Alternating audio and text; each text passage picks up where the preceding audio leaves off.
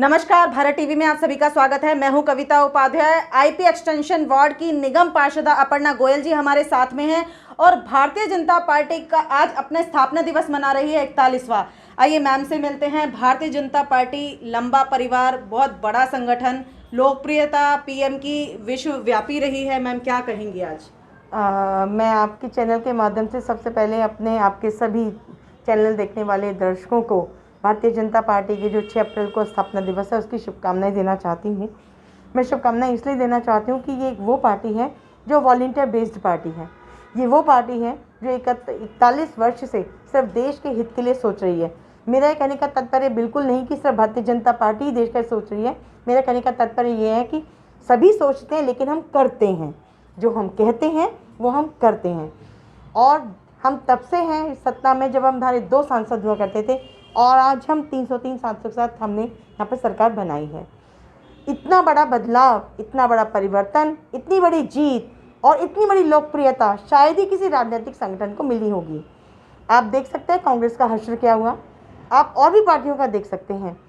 मेरा कहना सिर्फ इतना है कि भारतीय जनता पार्टी पूर्णतः देश समर्पित पार्टी है। हमारे सभी स्वयं सेवक हैं। कोई हमारा पेड कार्यकर्ता नहीं होता। व्यक्ति अपने घर से खाना खा के आता है तब देश की सेवा के लिए निकलता है। ऐसी भारतीय जनता पार्टी की छोटी सी सदस्यता कार्यकर्ता होने के नाते मुझे अपने आप पर गर्व है। और इस पार्टी के प्रधानमंत्री पूरे देश के हैं, लेकिन मूल रूप से वो भारतीय जनता पार्टी के हैं। उनके द्वारा लिए गए निर्णय, उनके द्वारा नियत की गई नीतियाँ, उन्होंने देश का कद विश्व में कितना बढ़ाया ये आप सब लोग जानते हैं। पिछले साल कोरोना पेंडेमिक में जब पूरा विश्व पीछे हो गया था, अमेरिका जैसे लोग भी जब उससे नहीं लड़ पाए, उस समय हमारे देश ने अपने सभी देशवासियों को सुरक्षित रखते हुए कार्य किया। और मुझे बड़ी खुशी है ये कहते हुए कि हमारे मोदी जी की सोच, हमारे प्रधानमंत्री जी की सोच ऐसी है कि आज हम विश्वगुरु हैं और हम कोरोना वैक्सीन से अपने देश में नहीं, बहुत सारे अदर विदेशों में भी भेज रहे हैं और कईयों को बिल्कुल मुफ्त भी दे रहे हैं। अपर्णा मैम, आपने अपने कार्यकाल में बहुत नए ऐसे काम किए जो शायद गाजीपुर में भी नहीं हुए या आईपी एक्सटेंशन में नहीं हुए। हालांकि 2 वार्ड हैं और वार्ड के अंदर 2 ऐसी जगह हैं जो कहा जाए कि अलग अलग पृष्ठभूमि को बिलोंग करती हैं। अगर इस बात पर करें कि लास्ट ईयर है आपके काम का और क्या क्या जो है उपलब्धियां आप कर चुकी हैं और क्या करने वाली हैं?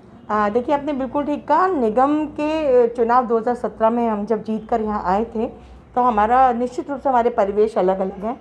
हमारे पास पॉश कॉलोनीज़ हैं, हमारे पास अनाधिकृत कॉलोनी है, हमारे पास सेवा बस्तियां हैं और हमारे पास गांव भी हैं जी। सबकी अपनी अपनी समस्याएं हैं क्योंकि सबका जोग्राफिकली चीज़ें ही बिल्कुल डिफरेंट है। बात करती हूँ अगर गाज़ीपुर की, तो गाज़ीपुर में निश्चित रूप से मैं ये कहना चाहूँगी कि पिछले 5 वर्ष कांग्रेस शासित रहा। वो निगम में कांग्रेस में गीता शर्मा जी थी और 15 साल नसीब सिंह जी वहाँ पर विधायक रह चुके जी। उसके बावजूद भी मुझे नहीं दिखा कि वहाँ पे कुछ विकास हुआ जी। लेकिन हाँ, मैंने आपको पहले बोला, मैं बहुत छोटी कार्यकर्ता हूँ। मैं सबसे छोटी इकाई हूँ भारतीय जनता पार्टी की। उसके नाते मैंने उन कामों को हाथ में उठाया जिनसे लोगों को लार्जर बड़े रूप में फ़ायदा मिलेगा। जैसे कि NH24 से CNG पंप के पास से एक सड़क गाज़ीपुर में जाती है जहाँ पिछले 10 सालों से बिल्कुल प्रकाश की व्यवस्था नहीं थी जी। हमने वहाँ पे लाइटें लगवाई। उसके बाद गाज़ीपुर में ही कला निकेतन स्कूल के पास IP एनक्लेव के पास चारों तरफ पेरिफेरी में एक सड़क थी, वहाँ पर भी पिछले 7-8 सालों से प्रकाश की कोई व्यवस्था नहीं थी। आए दिन सोसाइटी के लोग और गांव के वासी वहाँ पर छीना झपटी की आपराधिक वारदातों की शिकायत मुझे करते थे। वहाँ पे हमने 40-46 LED पोल लाइट्स लगाई हैं। इस समय गाज़ीपुर में हम कोशिश ये करें कि PWD के जितने भी बड़े नाले हैं जिनकी वजह से हमारे गाज़ीपुर में पानी भरता है या जल भराव की समस्या होती है, उसको किसी तरह ख़त्म किया जाए जी। PWD के इंजीनियर से हमारी बात चल रही है और मैं उम्मीद करती हूँ कि ये काम जल्दी हो जाएगा। चौथी बड़ी बात जो मैं बताना चाहूँगी, गाज़ीपुर गांव में सब जानते हैं पहले सभी गांव में तालाब हुआ करते थे और अब तालाब सूख गए हैं, मलबा डाल के बंद कर दिए गए हैं या उन पर मकान बना लिए गए हैं या वो बंजर ज़मीन पड़ी है। ऐसे मेरे गाज़ीपुर गाँव में भी है और मैं बड़े अच्छी बात, मुझे हर्ष हो रहा है कहते हुए कि भले ही NGT का आदेश हो, भले ही तीनों सरकारों, केंद्र सरकार को, दिल्ली सरकार को, निगम को अपने क्षेत्र में आने वाली उन वाटर बॉडीज़ को रिवाइव करना है, उसमें पूरी दिल्ली में नगर निगम की पहली वाटर बॉडी है गाजीपुर गांव में, जो हम रिवाइव करने जा रहे हैं। बहुत अच्छी बात और है। जिसके लिए मुझे गांव वासियों का पूर्ण सहयोग और समर्थन मिला है। आज भी उसी विषय पर चर्चा थी, ठीक है लोगों के सुझाव लिए गए, क्योंकि ये लोगों का है जी। लोगों का तालाब है, लोगों के माध्यम से होना चाहिए, लोगों की तरह होना चाहिए। मेरे गांव के निवासी, गाजीपुर गांव के, उन्होंने जैसा हमें सुझाव दिया, हम उस सुझाव को अमल करेंगे।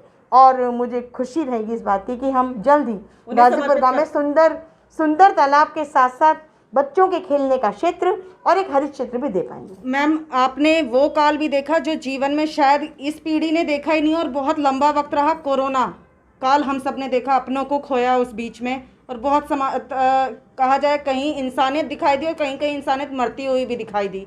ऐसे में कोरोना फिर पैर पसार रहा है दिल्ली के अंदर। आज दिल्ली सरकार ने फैसला लिया है, नाइट कर्फ्यू लगाएंगे रात 10 बजे से सुबह 5 बजे तक। आप क्या कहेंगी, लोगों के लिए क्या अपील करेंगी अवेयरनेस के लिए?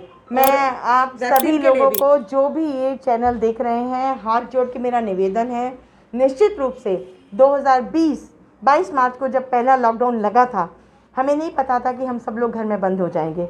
हमें नहीं पता था कि कोरोना इतनी भयंकर बीमारी है कि लोगों को कहाँ कहाँ से ढूंढ ढूंढ के पकड़ेगी। और आज मैं मिलती हूँ तो मुझे पता लगता है जी वो तो कोरोना में चले गए, जी वो तो कोरोना में चले गए। मैं आप सभी लोगों से निवेदन करना चाहती हूँ, आप लोग कोरोना से बचाव के नियमों का सख्ती से पालन करें। आप ये बिल्कुल ना समझें कि मैंने वैक्सीन लगवा ली है तो मुझे कोरोना नहीं हो सकता। वो वैक्सीन भी आपके अंदर एंटीबॉडीज़ को बढ़ाने की क्षमता देती है। साथ ही साथ ये कहा जाता है, आपको ताकीद की जाती है, आप कोरोना के बचाव के नियमों का पालन करें। प्रथमतः जिस तरह मास्क मैंने पहना है बिल्कुल इसी तरह मास्क पहने। ऐसे और ऐसे मास्क नहीं पहना जाता, ये गलत तरीका है। आप बिल्कुल इस तरह से मास्क पहने, अपने हाथों को बार बार साबुन और पानी से धोएं या सैनिटाइज करें, और सोशल डिस्टेंसिंग का पूर्णतया पालन करें। अपने बीच में इतनी दूरी रखें कि आप दूसरे सुन पाएँ। इसके साथ ही केंद्र सरकार ने बड़े व्यापक स्तर पर कोविशील्ड और कोवैक्सीन, इनका निर्माण किया जा रहा है हमारे वैज्ञानिकों द्वारा, और पूरी तरह पर्याप्त मात्रा में उपलब्ध हैं। आप सभी लोग जाकर अपने नज़दीकी सरकारी केंद्रों पर, हमारे निगम के अस्पतालों में लगा सकते हैं अपनी कोविशील्ड और कोवैक्सीन। अपना वैक्सीनेशन जरूर कराएं। तीसरी बात, जो अभी अभी पता लगा मुझे कि रात को 10 से 5 बजे कर्फ्यू लगेगा, नाइट कर्फ्यू। ठीक है, अगर दिल्ली सरकार ऐसा सोचती है कि कर्फ्यू लगाने से कोरोना को बचाया जा सकता है कोरोना से, तो मैं उन्हें नमन करती हूँ। लेकिन मेरा कहना है, रात में कर्फ्यू लगाने से अगर कोरोना रुक जाता तो महाराष्ट्र में जो कर्फ्यू लगा था वहाँ कोरोना नहीं फैलता। लॉकडाउन लग गया है वहाँ प्रॉपर लॉकडाउन लग चुका है। दिल्ली सरकार को ये समझना होगा कि मात्र नाइट कर्फ्यू लगाने से कोरोना को नहीं रोका जा सकता। कोरोना को रोकने के लिए पूर्णतः इंतजाम करने पड़ेंगे। मैं उनके दिल्ली सरकार की जो औषधालय हैं वहाँ पर प्रतिदिन विजिट देती हूँ। किसी भी प्रकार से वह कोरोना के नियमों का पालन नहीं किया जा रहा है। जो लोग वैक्सीन के लिए खड़े हैं, लंबी लंबी लाइनें लगी हैं। मेरा निवेदन दिल्ली सरकार से आपके चैनल के माध्यम से, आप नाइट कर्फ्यू लगाइए, अगर आप सही समझते हैं बिल्कुल लगाएं, कोई दिक्कत नहीं। लेकिन नाइट कर्फ्यू लगाने के साथ ही कोरोना से बचाव के उपायों का पूर्णतः पालन करवाया जाए, सख्ताई से पालन किया जाए, तभी हम कोरोना से बच सकते हैं।